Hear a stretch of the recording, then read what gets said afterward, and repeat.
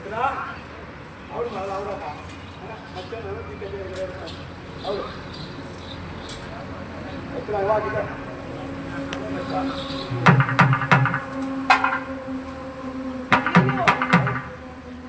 இது?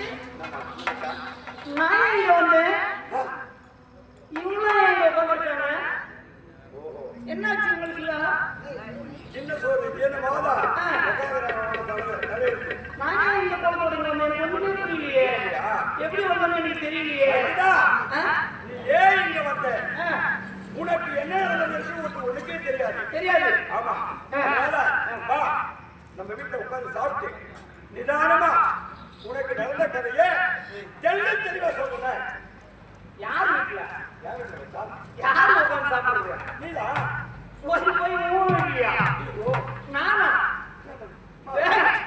ஆட்டு சாணி அடி கிடக்குது, மாட்டு சாணி மட்டும் கிடக்குது. பக்கத்துல வந்தாலும் ஒரு செம்பி ஆட்டை முறப்படிக்குது. செம்பி ஆடு இருக்கிற பையன் உன் வீட்டுல உட்காந்து நான் சாப்பிடணுமா? உன் வீட்டுல உட்காந்து சாப்பிட்டா என் கௌரவம் நான் ஆகுது. போய் உன் வீட்டுல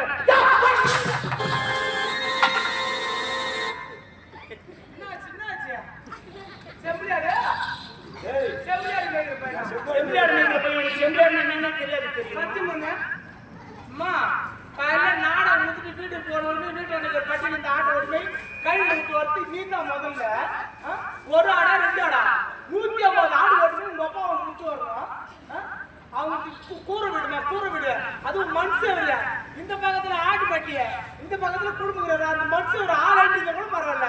அது 2 அடி 1 அடி தான் இருக்கு. அந்த ஆடு திரும்பி சாடி போடுச்சுன்னா மூஞ்சில் தான் உயருது. நீ வந்து பேசுற செம்பியாட்ட பத்தி.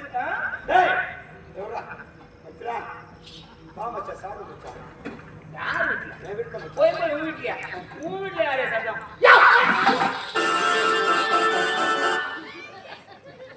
என்னதான் பண்ணுவீங்க? இல்லைங்க,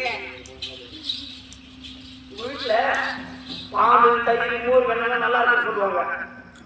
சம்மந்தி வீட்டுல உட்காந்து சட்ட கௌரவம் கெட்டு போயிடும். திருவிழா பண்ண கூட இருங்க, நாளைக்கு இருக்கக்கூடாது. போய் ஏதோ ஒன்று வாங்கிட்டு கறியை மீன் சமைச்சு வச்சுட்டு இருங்க. அப்பதான் நம்ம மேல பாசம் கட்டு இருக்கிறாங்க. வாங்கி வச்சு இளைஞரை வந்து சொல்லுவாங்க, அதெல்லாம் ஒன்று சொல்லுவாங்க. ஓ இப்படிலாம் வாங்கி வச்சுக்கிறீங்க.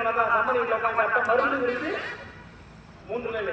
நான் ஒரு வேலை சாப்பிட்டேன்னா எனக்கு கௌரவம் கெட்டு போயிடும். என்ன ஆனால் நீ என்ன பண்ற? வரும்போது ஒரு கட்டப்பையில போட்டு எடுத்துட்டு வந்துரு. என்ன